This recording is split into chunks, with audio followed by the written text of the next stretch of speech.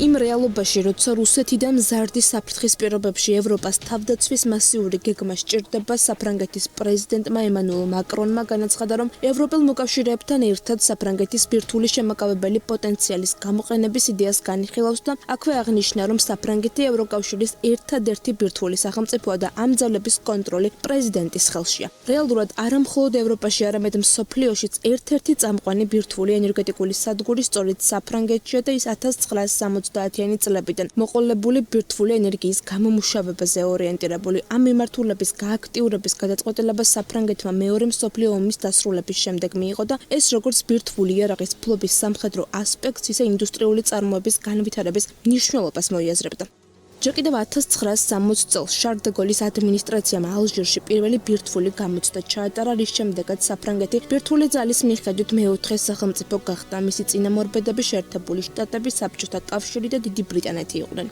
ბირთვული შეიარაღების პროცესში პლუტონიუმის წარმოებისა და ურანის გამდიდრების კვლევის მიზნით სპეციალური განყოფილებები შეიქმნა, აშენდა საწარმოები და გადამუშავებელი ქარხნები. დე გოლის ადმინისტრაცია ბირთვულ იარაღს არა მხოლოდ როგორც სამხედრო სტრატეგიას, არამედ როგორც ეროვნული ავტონომიის შენარჩუნების საშუალებას ისე განიხილავდა. უფრო მეტიც, ამავე პერიოდში ქვეყანა ბირთვული ენერგიის ინდუსტრიის განვითარებაზე მაქსიმალურად ორიენტირდა და საერთაშორისო დონის კონკურენტუნარიანი და ტექნოლოგიურად დამოუკიდებელი წარმოება და რესურსი შექმნა.